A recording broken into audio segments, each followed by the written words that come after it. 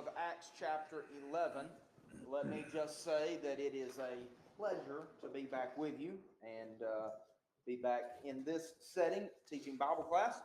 And so what I would like to do is look at the end of Acts 11, and we're going to look particularly at that last paragraph and then try to make some points.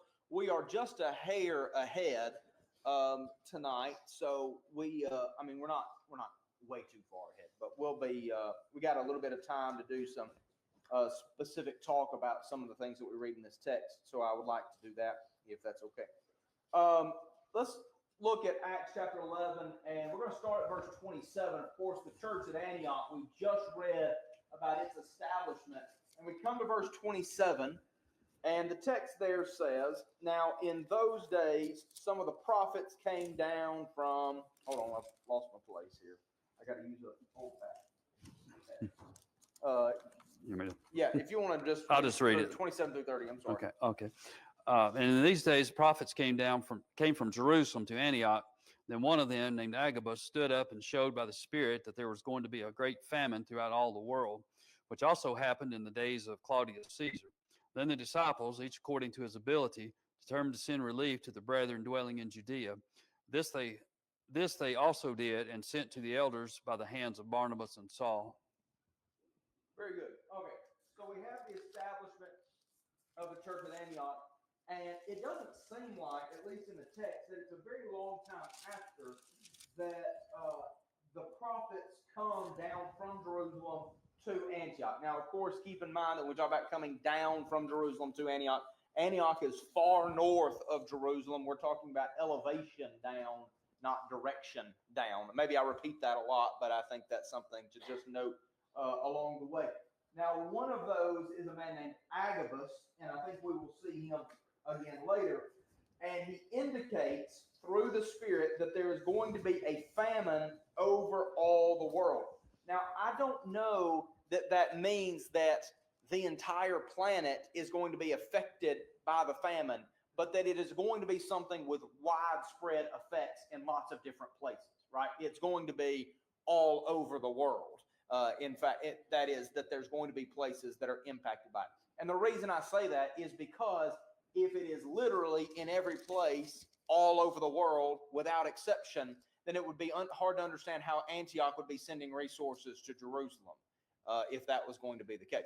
But instead, it's going to be in places all over the world, and what that's going to mean is Antioch, who is in a position to help, is going to be able to send a contribution to the church at Jerusalem. Now, historians suggest that this happens around the year 46. This is one of the dates that we have.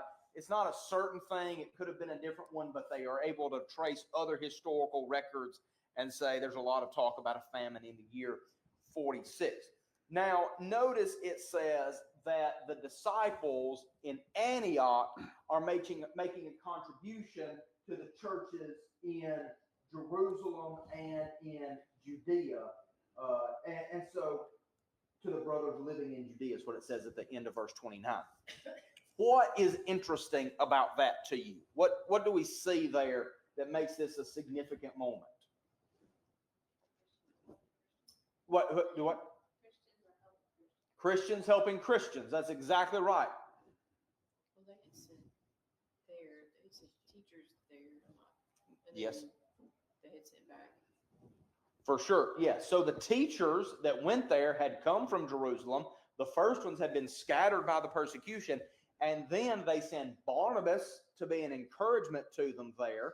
And then Saul, who had ties to Jerusalem, even though he had come from Tarsus. And now these prophets have come from Jerusalem. So they've received a lot of spiritual benefit from Jerusalem. And now they're sending back financial benefit. What else is interesting about this? Well, it says Judea, not just Yeah, Jerusalem. you're right. Not just Jerusalem, the Judeans. That's exactly. 29 or the elders. Yeah, 11, 27 through 30. Yeah, I was going to say sent to It the is elders. sent to the elders. I think that's a point to make, that they send it directly to the elders to maintain and do this work. It's interesting. I don't think we read about the elders' appointments in Jerusalem like we do in other places. So Acts 14, we read about them being appointed in the churches of Galatia, and we don't even know all of what an elder's work is at this point. I think this is basically the first time that this idea of elders is mentioned. There may be another place, but I'm not thinking. Elders are mentioned, but generally they're Jewish elders, right? Like elders of synagogues or cities or something like that. Here we're talking about elders of the churches in Jerusalem or Judea. It's interesting. We will see more about their work in chapter 20, and then we can read about their qualifications. But they do send the funds to the elders there. What else is interesting? All of these things are true and wonderful, and not what I'm thinking. According to their ability. Do what? According to their ability. That's right. It does say. I think that's helpful. It says as any of them had means. So I do think that there's something to see there. I read that and I was pondering that because I'm not sure. We don't have the details. I don't know what degree they went to, but the fact that it says as they had means kind of sounds different to me than what we read about the churches in Jerusalem and Judea doing previous to this, right? When they didn't have the means, they were selling things in order to make the means to do it. I'm not saying that the Antiochians didn't count that in their means to make do, but it does seem that it was just as they had an opportunity to take care of that, they took the opportunity that was in front of them. I'm not saying that they weren't excessive in their gifts. It does seem to be generous, but I don't know what we can make of that. Good. Anything else? It's before the famine actually happened. Okay, in preparation for it. I like that. That's good. And Barnabas Yeah. and Saul were together. Mhm. We're just going to go Yeah. through the whole thing. Yeah, that's right. Yeah. Well, okay. You got to get it right. So what would have been the ethnic makeup of Antioch for the most part, you think? I think they were mostly Gentile. Now, that's not saying there are no Jews there, but I think for the whole congregation to have to be involved, I think you've got a big Gentile operation here. And it's interesting to me that the people that they're sending to are going to be, I would guess, 100%, if not pretty close to that, but I would imagine 100% Jewish, right? But the fact that the first comment Ms. Alicia started off with, Christians helping Christians, was what they saw. They weren't thinking, I don't think, about Gentiles helping Jews. I think they were thinking Christians helping Christians. And so the point of that is to say is that there is something that changes in the relationship between Gentiles and Jews very quickly in light of the gospel. Now, we will see that actually, and this is kind of a side note, but I want to see it here. I think it's helpful. In Galatians 2, do you remember that Peter came to Antioch and was eating with the Gentile brethren, but when the Jews from Jerusalem came, he began to back away, and that's why Paul confronts him in Galatians 2. Think about that. There had already been teachers that had gone to Antioch. Antioch now has participated in the generosity to Jerusalem, right? Does it seem that maybe some of the Jewish brethren were happy to be on the receiving end, but they weren't excited about being on the giving end of fellowship to the brethren who had fellowshiped them, had partnered with them in their need? Now they go up there and they drive Peter and Barnabas of all people, drive him away from having fellowship with the. I just think that's interesting to ponder as we go through this. And no wonder, right? No wonder to me that in Acts 15, when the false teachers come up from Jerusalem and start saying, these guys have to be circumcised in order to be saved, to neglect or to reject that they have full status in association with the disciples in Jerusalem because they've not been circumcised yet.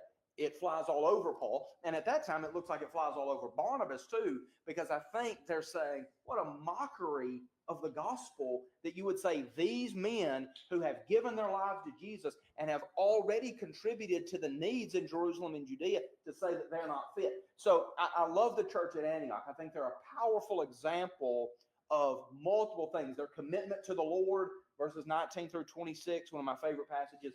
Their commitment to the brethren here, 27 through 30, and then their commitment to truth in chapter 15, And so anyway, I think that's a notable thing that these are Gentiles sending to Jews not long after that whole transition has taken place. Yes, Mr. Gerald.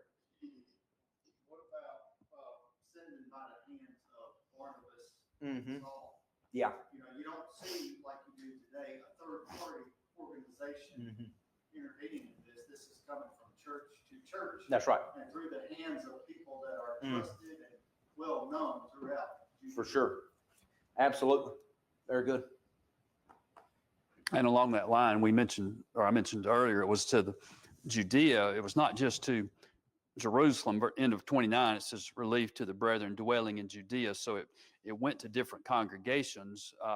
Jerusalem, obviously the biggest city there, but it was 2 other places in Judea as well. So it was not like it was sent to Jerusalem and then they divvied it out. That's right. Yeah. So yeah, that's exactly right. So I did create this slide. I want you to think about this. If the count is correct, there are basically 9 passages that deal with congregational benevolence. And so you might count them differently here: 1, 2, 3, 4, 5, 6, 7, 8, 9. Some people divide this up, but basically all of 9 together. And really, you could probably put all of that together because it's all in the same conversation. But there's 9 passages that deal with congregational benevolence. At least what we would say is clearly speaking of what the congregation does together. And in all of those passages, what do we see is the common thread that ties all of those together? Where's the money going? Directly to the need and to saints every time. Now, I do not want to eliminate, and I think this is important because when we have disagreements with folks, I think this gets missed. We do not want to eliminate that the New Testament, in fact, does teach that we have individual responsibility for broader good. But even in that, let me kind of put even a clarification on that clarification. I think even there, the emphasis is on care of one another, recognizing their brothers. We are brothers and sisters. So Galatians chapter 6, verse 10, as we have therefore opportunity, let us do good to all men, especially those of the household of faith. I don't think Paul's emphasis in chapter 6 of Galatians is on the others, but on the special need that they have for focusing on one another. In James 1:27, talks about caring for visiting the widows and orphans in their affliction. Immediately in chapter 2, he is talking about the needy one who comes into the congregation, right? And the distinction that they were making between rich brethren and poor brethren. And so I'm not even sure that the widows and orphans, or widows and fatherless, as the text would say, I assume those widows and fatherless are kind of like together, who have lost the same. I'm not even sure that we're not talking about people who are connected to the brethren in some meaningful way in James chapter 1. I'm not limiting our good to that. I'm just saying in both of those contexts, these contexts in which we're talking about doing good to the broader public, there's still an emphasis on taking care of the brethren, even on an individual level. But all of these passages emphasize taking care of the brethren. Just one let's look at 9. No, I'm just kidding. 1 or 2 of those passages I think would be worth looking at. All of them would be worth, but a couple I want to know. So Romans chapter 15, verses 25 and 26. Now I take it to be that the need that we read about in all these other passages is the same need that Agabus is telling Antioch about in chapter 11, right? So that need is continuing. And so in Romans chapter 15, Paul is writing to the church at Rome. This would be a few years later, but he says, look at verse 25, but now I am going to Jerusalem to serve the saints, for Macedonia and Achaia were pleased to share with the poor among the saints in Jerusalem. That is, the areas of Macedonia, Achaia, churches like Philippi, Corinth, they had been pleased to share, to participate, to fellowship with the church there. Yes, they were pleased to do so, and they are indebted to them, verse 27, for if the Gentiles have shared in their spiritual things, they are indebted to minister also in material things. Therefore, when I've completed this and have put my seal on this fruit of theirs, I will go on by way of you to Spain. All right, so he's talking to the Romans about the contribution that the churches of Macedonia and Achaia made to the brethren in Jerusalem. What I love here is Paul says they were glad to do so because of the benefit that the Judean churches had been to them in spiritual ways. We talked about that with Antioch, didn't we? We talked about the Jerusalem folks sending people to Antioch to be evangelists and to be edifiers, to be encouragers, and they seemed to be happy to share in the relationship with the saints back in Jerusalem because of the spiritual benefit that they had gotten from them. You see that there.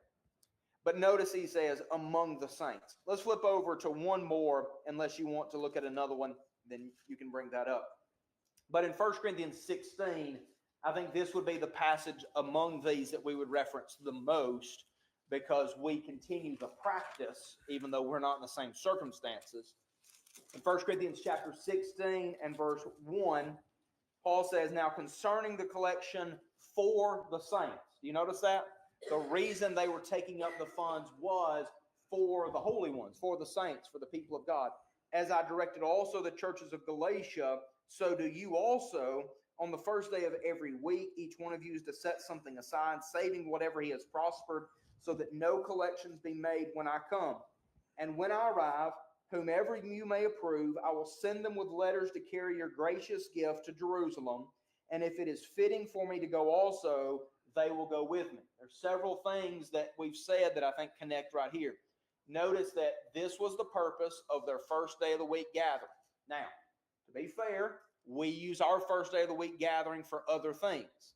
The reason for that is because we see that local churches had other work to do. I think primarily we would see the support of the gospel and its preaching would be the other work to do.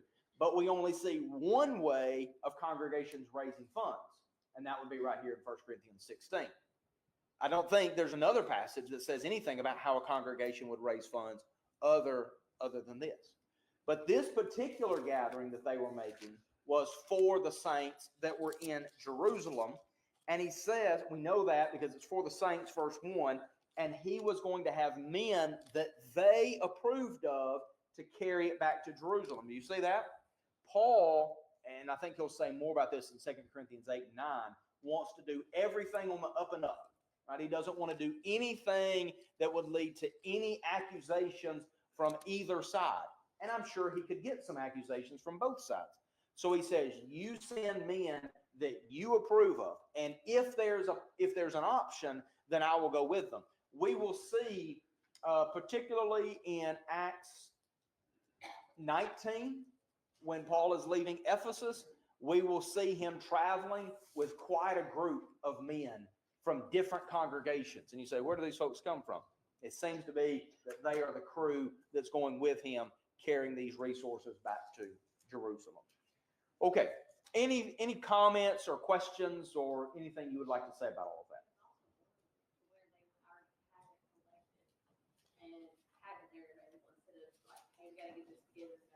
That's exactly right. So sometimes, I think that's a great point. Sometimes people say that what he means by set something aside or lay by in store, that he just meant for them to like put it in a shoebox under their bed so they didn't spend it. Well, that's good, I guess. But notice his reasoning here is that there won't be any collections when I come. So I think we're looking at things held in a collective group in some way. So there are some brethren who along the way have said, or maybe people who are pushing back against our ideas about establishing authority would say something like, well, where do you get the idea for a treasury? Where do you get the idea that y'all can hold your money in common? And the reason they would say that is because there's no passage that says, and your church treasury can be at the local bank, right? It doesn't say anything like that. There's no clear passage. So what do? Well, I think you have to draw some conclusions from what's going on. One would be Acts chapter 5, they bring it and they lay it at the apostles' feet, right? And all of the disciples are doing this. That there's a common holding place for the funds that distinguishes it from being your own. You see that? So if it's in your house and it's yours, then you can make decisions about it. That when Ananias comes to Peter, Peter says, there was a time where the decision making about this money was all up to you. But then there was a time where it transferred authority, where it transferred responsibility. And I think the same thing is here, 1 Corinthians 16, that there be no collections when I come. This, as she said, is something that needs to be taken care of. I love, so 2 Corinthians 8 and 9 goes right with 1 Corinthians 16. Because what Paul is doing in 2 Corinthians 8 and 9, he's in Macedonia, about to come down to Corinth, and says, hey guys, don't forget I'm coming. And I'm going to be asking for that collection. And I'm not trying to put too much on you, but I'd really like for you not to be embarrassed when I get there. So he's making prior preparation for them to come, for him to come to them. Wasn't the tabernacle really done the same way? Yeah. It was a free will offering. That's right. At the beginning, Yes, sir. but once it was given, it became sacred Mm-hmm. unto the Lord. Yeah, that's right. It no longer was theirs once they gave it. Yeah, that's a good illustration. Very good. Yeah, and the reason we would point that out about a distinction between the money personally and the money as a congregation is somebody would look at a chart like this and you would say, so you're saying that there's good things that a church can't do with its money? And I would say yes, right? Like I think your kids playing ball within reason can be a good thing, but I don't think that's our job, right? I don't think that's the congregation's job. So there are good things that can be done with your money that can't be done, because there's a distinction between when it's yours in your house and under your control and when it's put in part of the congregational common pot, common treasury. Yeah, and I think a lot of people point to Galatians 6:10. Therefore, as we have opportunity, let us do good to all, especially those who are of the household of faith. And they look at that, let us do good to all, and not looking at the context of talking to individuals there. If you go back in chapter 6, verse 4, let each one examine his own work. Verse 5, for each one shall bear his own load. And so it's talking to individual responsibility there. And it's just, I've heard people talk about verse 10, and that is kind of the verse that they believe authorizes anything and everything. And it's okay to help others. You just don't need to take it from the treasury. That's right. Yeah. And what I would say in that is, like, I think even in the context of Galatians 6, the sharing there is rooted in an appreciation. Like, look at verse 6. The one who is instructed in the word is to share in all good things with the one who instructs him, right? It's a relationship that is built on something that's common in Christ. And even most of the good that we're talking about being done in Galatians 6 is spiritual good, bearing one another's burdens and that sort of thing. Not to take away from monetary at all. But I was going to say something else, but I can't remember what it was, which might be for the best. So again, so we want to do good to all people, but especially those households. Okay, so this is what I was going to say, is that the main thing that I would point out about the passages that I've got on here is with regards to the collections that are being made and the explanation that Paul gives for them, is that for him to have used them in a different way, I think would have betrayed the trust of the Gentiles who were taking this money up. And the reason I say that is because to tell the Corinthians, who he doesn't seem to be writing to the Jews primarily, he seems to be writing to the Gentiles. And I think the same thing is with the Romans. I think the same thing would be with the Macedonians that he's given it to. Certainly the same thing is true with the Galatians that he had already given orders to. They are Gentiles that he's writing to. To say, I'm taking up money for the saints, and then to take it back to Jerusalem and just hand it out willy-nilly to the Jewish people, I think would betray the confidence that the Gentiles had, because they were doing this for their brothers and sisters, not for the people who hated them as Gentiles, right? And I think that the explanation that Paul gives in every instance is this is for the saints. And then when he gives them information about what's happening, he's saying this produced joy and gratitude among the saints. And if there's something else happening in all of that, boy, there's a lot of questions that would need to be raised, I would think.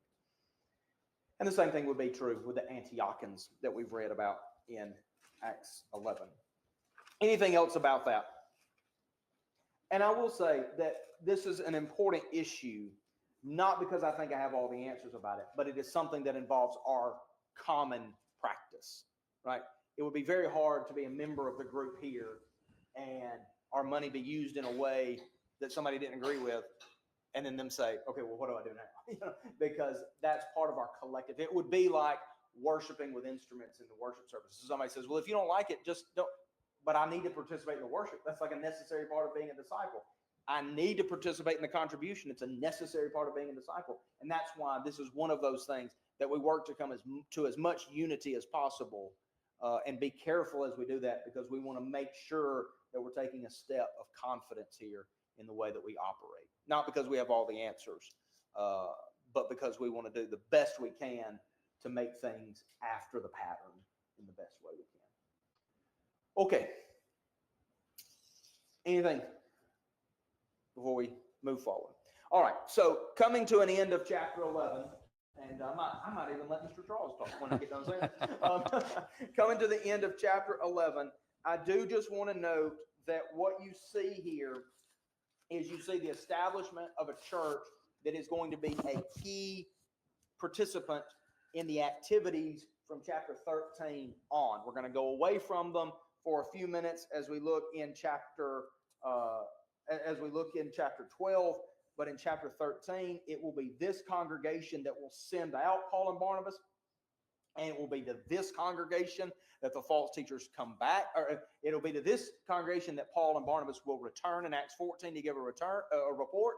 It'll be to this congregation that the false teachers come in Acts 15 that makes that. It will be from this congregation that Paul and Barnabas will be sent out again at the end of chapter 15. So a lot of work being done here at Antioch. We don't have a letter to Antioch, so sometimes maybe they get lost in the details, but they seem to be right at the hub of evangelism, edification, standing for truth, benevolence, all of the things that we would embrace as works of this congregation. Antioch's right there on the forefront of a lot of that, and it's a powerful picture. Okay. Mr. Charles, anything else through chapter 11? No, I'm good. Okay. Maybe we said enough. I don't know. All right. You want to take us to the beginning of 12, however far you want to go? We'll just go 1 through 4 to start with, I guess. Now, about that time, Herod the king stretched out his hand to harass some from the church. Then he killed James, the brother of John, with the sword. And because he saw that it pleased the Jews, he proceeded further to seize Peter also. Now it was during the days of unleavened bread. So when he had arrested him, he put him in prison and delivered him to 4 squads of soldiers to keep him, intending to bring him before the people after the Passover. And we got a few slides there. Let's see. Yes, sir. Hand me that. There we go. And we'll make more comments here in a second. Now, let's see. There we go. Now, you can imagine what people look like back then. We don't have photos, but this is a modern bust of Herod Agrippa I, and that's the grandson of Herod the Great that died in 4 BC. He sent out the edict about killing the children of Bethlehem. Now, how do we know what he may have looked like? Well, they based it on coins, and these were coins. Has his picture on the front, a profile, and on the back is an inscription there that's interesting. Well, we'll get to that in a second. So what they did is they looked at how he looked that time period, and these are very rare. He didn't rule very long, and so at least they got that picture from the side. So Herod Agrippa, grandson of Herod the Great. And then paintings, I used to not like to see a painting. I thought they don't know. Make a comment on that in a minute, but this is a painting of head of James the Great at the chapel of St. James in Jerusalem. It said if it was a Roman form of execution, they would have cut his head off. Jews did not do that. They said that would desecrate the body. And so if it was a Jewish form of execution, he would have been thrust through the body. Now, as far as using paintings, I don't know when this was done. And I used to see those things and I think, no, I don't care for that. But somebody made the point, was Brother Leon Malden, said that there's been times in history when people couldn't read. And so a lot of the gospel story would be put in images. And so that would supplement, or somebody talk about, what had happened. And so I don't discount paintings when I see them. Angel wings, that seems to be man's imagination there. But I put that in there mainly just because talking about Roman execution, cutting the head off, Jewish execution would have been thrust through the body. Okay. Yeah. And Can I ask a question there? Yeah, and- who would you anticipate this and this are? What do y'all think?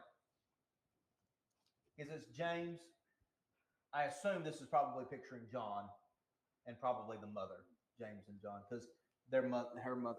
I think. Yeah, that's but maybe probably- I didn't think Now, about it, but that's as far as everybody else involved, I'm not sure, but that would seem to be the clearest connection here. One person pointed out, so James and John, James is the first, and John will be the last to die as an apostle. John, maybe not even by execution. That every indication is that he dies as an exile on Patmos.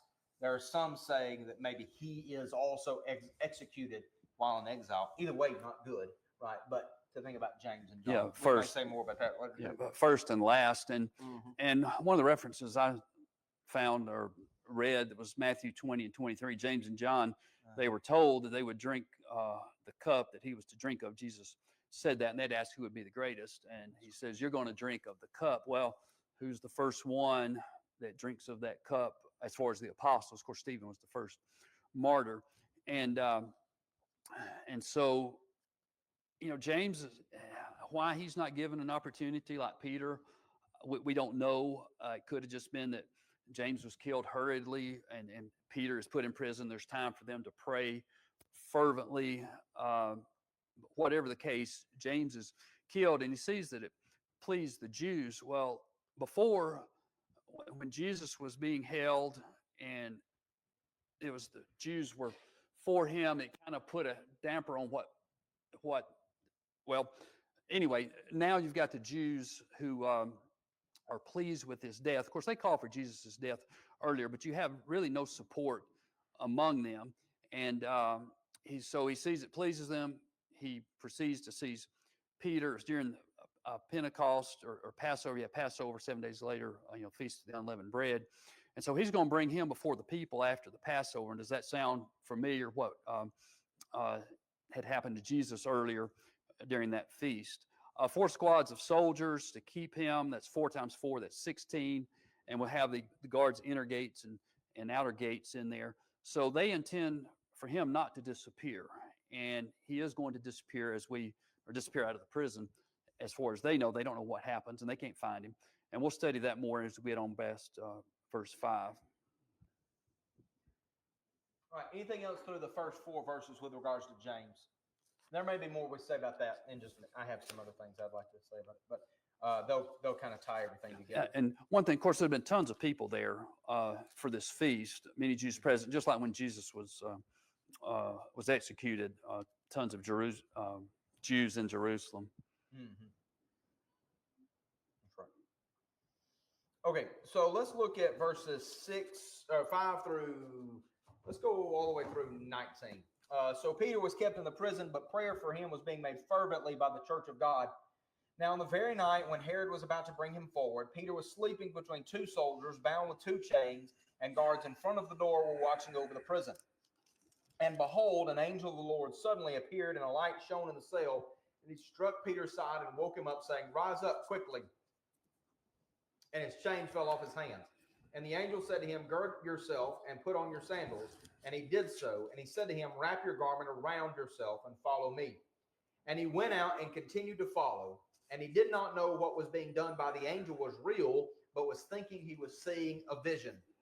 And when they had passed the first and second guard posts, they came to the iron gate that leads into the city, which opened for them by itself. And they went out and went along one street, and immediately the angel departed from him.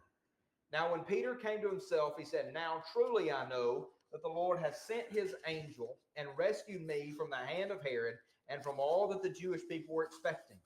And when he realized this, he went to the house of Mary, the mother of John, who was called Mark, where many were gathered together and were praying. And when he knocked at the door of the gate, a servant girl named Rhoda came to answer.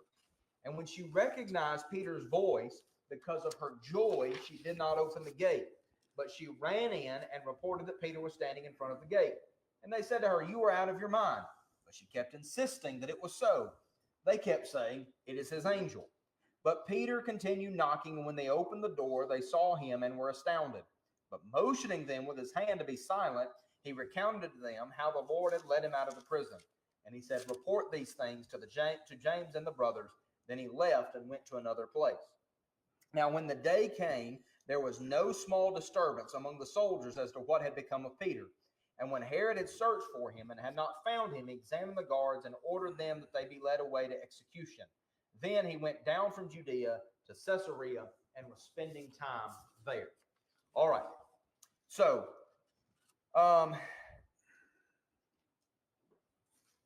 Peter is in prison, and he's surrounded by what we said was 16 soldiers, right? But God's people are praying for him, and the angel came and released him. He thought the whole thing was a vision for a bit, but he goes to the house of Mary, the mother of John Mark. It's interesting that he's introduced here. He will be an important player when we come to chapter 13, part of maybe why he's mentioned here. And I think it's kind of a comical exchange, isn't it? When Peter finally arrives at the house, knocks on the door. Rhoda knows it's him. She's so excited. She runs in and tells everybody else, and they say, there's no way. But she keeps saying it, and then they hear a knock. And in fact, she says, no, he's definitely there. And they say, it's his angel. Anybody else say something other than angel? I think it might be the King James, I think, says, is his ghost or something. But I think angel is the word. I don't know what either one of those things mean with regards. I think that's like the only place in the New Testament where somebody's knocking and somebody's like, oh, it's just his angel knocking at the door. So I don't really know what to make of that, but there might be something there. But they go, they open the door. Now, why do you think that Peter calls them to be quiet, to pipe down? Not call attention to it. I think it's not calling attention to it. I think the fact he's just escaped. He's a man on the run. In fact, he doesn't even stay with them. I'm wondering if he's thinking, if this was the first place I thought to come, it might be the first place the authorities seek to come. So he leaves them and goes to another place. And so he does tell them to tell James and the brothers. Now, wait a second. We open up chapter 12 with James's execution. Which James is Peter talking about here? I believe we're talking about Jesus' brother. So Jesus' brother James will end up being one of the elders in the church at Jerusalem. And I take it to be that that's who he's talking about here. And it may be, so he says, tell it to James and the other brothers. Is he talking about tell it to James and Jesus' other physical brothers? Or is he saying just tell it to James and the other brothers, like the other apostles, maybe? I don't know. I have in parentheses maybe physical brothers because James was one of the physical brothers. But it may be that that's not how he's thinking about James. He's just thinking about James as a spiritual brother. So tell James and the other brothers that are a part of the group that and tell them what happened. And then, yes, sir. One of the more interesting things is that after what had happened to James, and he knew this, and he was in the same circumstance. He was sitting there sleeping. I know. Isn't that powerful? How many of us have that much faith? I know. Yeah. The fact thinking he's going to be executed the next day, he's asleep. It's a powerful testimony. And wasn't it Peter that questioned Jesus when Jesus was sleeping in the boat? Yeah. You know, That's right. Yeah. Yeah. That's right. So I want to meditate on a question that I have that chapter 12, I think as we read through it, I think we're like, why are we getting this information right here? It kind of breaks the narrative a little bit, doesn't it? I mean, we've got the church at Antioch being established at the end of 11. At the immediate beginning of chapter 13, the apostles are being sent out. Paul and Barnabas are going to be sent out from Antioch. And then, but for some reason, we've got this account in chapter 12 inserted. I think there might be several things going on, but I want to meditate. I think there's still so much value, even if we can't make that connection. I want you to think, why would the Lord allow James to be executed, but miraculously release Peter? In addition, what about all the apostles who weren't arrested or executed? Like if there's an angel, just think about this. If there's an angel that has the power to unlock gates and make them open like the doors at Walmart, open as you go. If there's an angel that can do that, Why doesn't James get that the day or two before? Why does Peter get that? If there was ever an example of a bad thing happening to a good person, I think this would be it, wouldn't it? Here, James, the apostle, who is following Jesus and teaching others about following Jesus, is executed. And God demonstrates that he could have miraculously intervened and rescued him just like he did for Peter. I don't know the answer. But yeah, go ahead. Well, I was just going to, one thing is that I read, and I mentioned this a few minutes ago, was, we're not told, but it seems to be that this may have been a quicker execution. They had time to fervently pray for Peter. Not that they wouldn't have fervently prayed for James, but that's one possibility. But we just don't know that. And yeah, so I mean, I agree. I assume the brethren were praying for James, but even if they weren't, I assume that the Lord could have operated. Oh yeah. Anyway. And somebody might say because Peter's going to be more useful than James will be down the road. But I don't know. I don't know we don't know how useful James would have been. So anyway, let me think. So I think the Bible does not back away from the fact that some people are going to face circumstances and persecutions that other people won't. Now, to be fair and to be sure, Peter is going to be executed. It's probably like 60 years, not 60 years, probably 20 years after that, probably in the mid-60s. But here's what I want to say. I think sometimes we might look at people who have really good health and their children have really good health and things are just going very swimmingly for them and everything seems to be just fine, when you or I are facing circumstances and we might say, well, if God can provide for them. Here's a situation where they're living in a miraculous age and where God directly intervenes on Peter's behalf and doesn't do it on James's behalf. Now, I just want to remember a few principles that I think have helped me in thinking about this very thing. First, God will use all things for good to those who love him and those who call according to his purpose. So we don't know all of the ways that God has and will use James's death and has and will use Peter's life. But what I think we can do is every one of us can learn courage and loyalty from James's death, because God can see the whole picture. We are limited in even being able to see what's going on right in front of us. But good has come. I am sure that good came for James in being executed. And perhaps the quick death that he faced was going to be more tolerable than whatever else he had to face down the road. But I think, and that's what I want to say, is that James's death is totally tragic only from an earth-only perspective. That is not to say it wasn't heartbreaking. But the beautiful truth is that James was released too. He was released to rest. And of course, we would anticipate that his life would have been full of profit and work. But James faced death for the Lord. And while those who killed him could destroy his body, they had no touch on his soul. And so can we also see, as Brother Creighton made mention, that on the night Peter is going to be executed and surrounded by soldiers, he's asleep. He knew that James had been executed. He's next on the chopping block, literally. But he wasn't so anxious that it messed up his sleeping, because he had a perspective that gave him hope even in the face of what seemed like certain death. So God can work all things together for good. And we certainly see benefits that come from Peter's work as we go along. Okay. Anything else that you would like to say through verse 19? Comments or questions? Okay. I think that's probably a pretty good place to leave off. Verses 20 through 25, we will pick up there. We'll cover the first part of chapter 13. Lord willing, we will do that on Lord's Day evening. We will look at the end of 12, verses 20 and following, and the beginning of chapter 13. All right? Thank you very much for your participation tonight. Thanks for watching. If you found this video to be beneficial, please follow us on Facebook or subscribe to our YouTube channel.